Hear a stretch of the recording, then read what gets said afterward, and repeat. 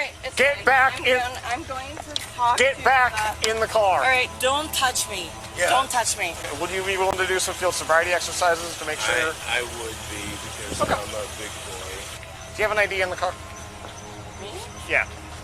I mean, I guess where my purse is. Is it in the vehicle?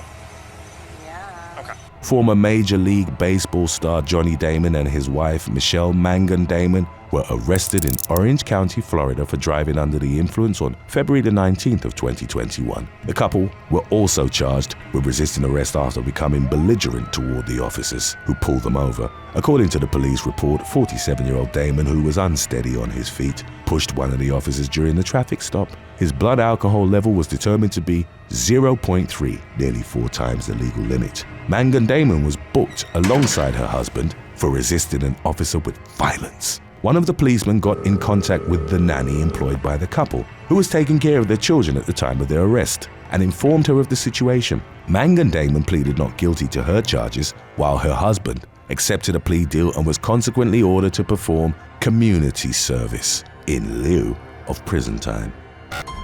Number 9. Dale Brewster and Debbie Harris.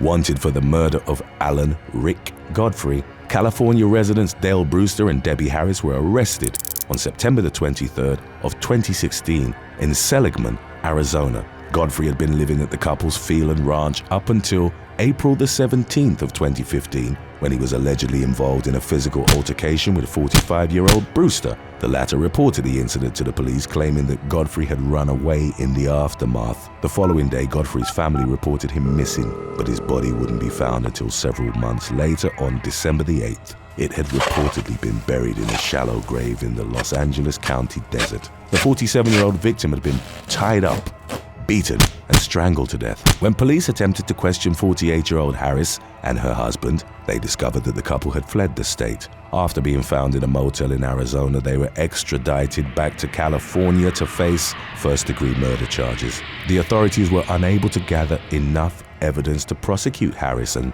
were thus forced to release her. Brewster, however, was convicted of murder on May the 11th of 2018 and was consequently sentenced to 55 years to life in prison. Number 8. Anthony Ambrielli Alamillo.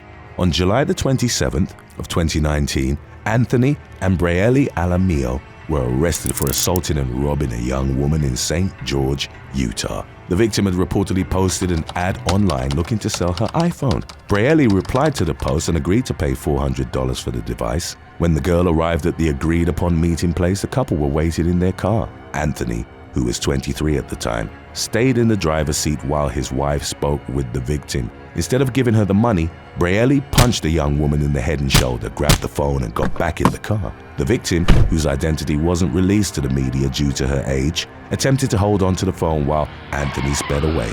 After she eventually fell down on the road, one of the car's wheels ran over her foot. Following their subsequent arrest, Anthony spent a year behind bars awaiting trial, while Brielli was released after posting her $10,000 bail. She entered a residential treatment program for substance abuse. On August the 13th of 2020, Anthony was convicted of several different charges, for which he was sentenced to time served plus 90 days, on the condition that he enter a rehabilitation program upon release.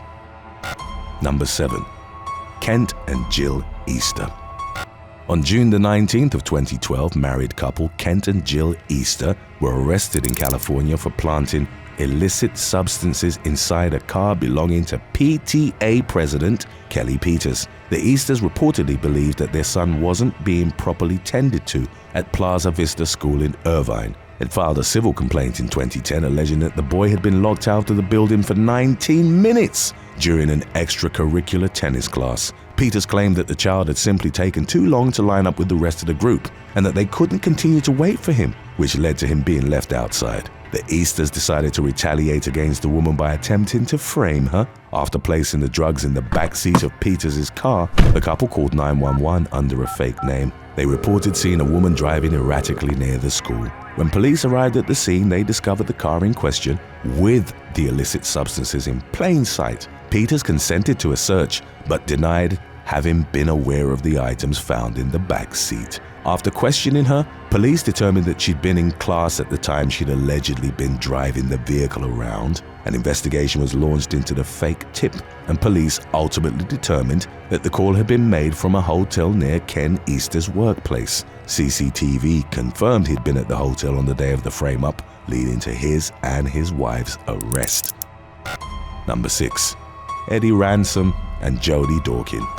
On January the 18th of 2021, Eddie Ransom and Jody Dorkin, both in their mid to late 20s, were arrested in Huntingdonshire, England, for possession of $87,780 worth of illicit substances. The couple's home was raided by police after authorities received complaints about illegal activity going on inside. In addition to the drugs, officers discovered a bag filled with over $90,000. Both suspects pleaded guilty to possession with the intent to supply. Ransom, who also admitted to concealing criminal property, was jailed for 6 years, while Dorkin was ordered to spend 14 months behind bars. Number 5. Ziquana and DeMarcus Oliver. Louisiana couple DeMarcus and Ziquana Oliver, both aged 25, stabbed an unnamed woman with a pair of scissors during an argument in September of 2019. By the time police arrived at the scene, the victim had already been taken to the hospital for the wounds she'd suffered to her leg. During the course of the ensuing investigation, officers discovered that DeMarcus had held the victim down on a bed while his wife used the sharp-edged shearing tool to stab her twice in the leg. The reasons for the argument weren't disclosed by either the suspects or the victim. Ziquana had an outstanding warrant for domestic abuse at the time of the assault, for which the couple were arrested on charges of aggravated second-degree battery. Number 4. Todd and Julie Chrisley.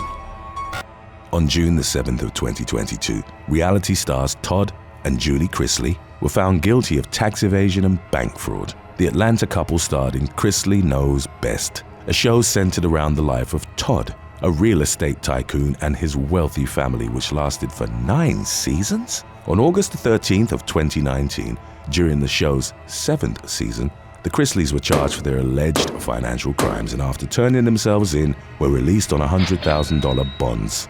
Although the show was eventually cancelled, it continued airing throughout the ensuing investigation. The couple were accused of exaggerating their earnings and creating fake documents in order to receive over $30 million in fraudulent loans. Their defense team attempted to shift the blame toward a disgruntled former employee, to no avail. After being found guilty, Todd Chrisley requested that the court give his wife a lesser sentence for the sake of their underage son. On November the 21st of 2022, the man was sentenced to 12 years in prison, while Julie was given a 7-year sentence of her own.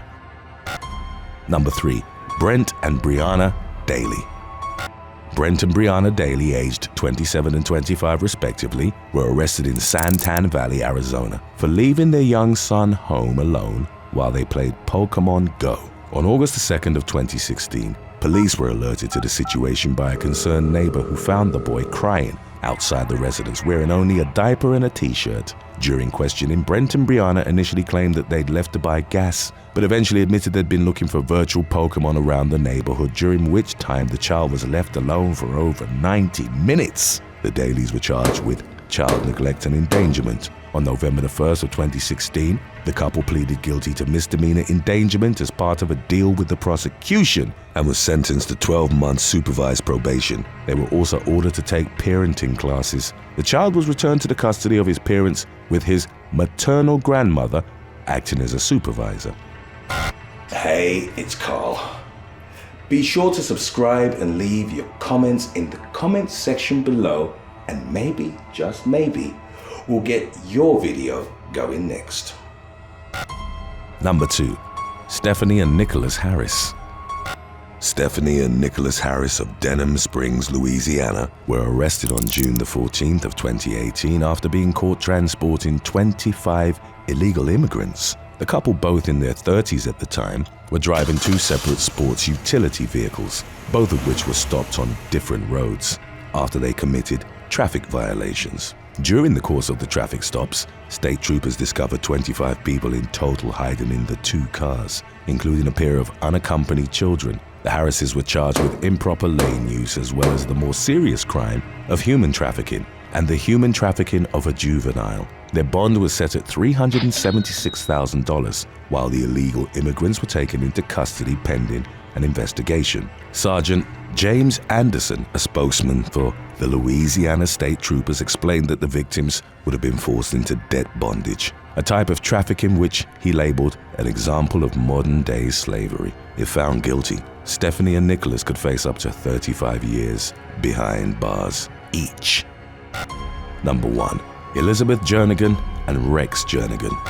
On September the 14th of 2017, 33-year-old Elizabeth Jernigan and 35-year-old Rex Jernigan were arrested in Houma, Louisiana, after recording themselves having intercourse in public libraries on multiple occasions. The Jernigans uploaded the videos of their public encounters to an adult film website. They'd reportedly been performing these lewd acts for several months by the time police caught on to their activities. Following a brief investigation, detectives discovered multiple other videos recorded in businesses throughout the Houma and Terrebonne parish areas. The couple were charged with 6 counts of obscenity and agreed to plead guilty in exchange for a lesser sentence. They were ordered to pay $1,000 in court costs and complete 40 hours of community service. Presiding Judge Randy Bethencourt allowed the Jernigans to bypass jail time, giving them suspended 6-month sentences plus 2 years of probation each. Thanks for watching. Would you rather spend a year in jail with your partner or with your best friend? Let us know in the comments section below.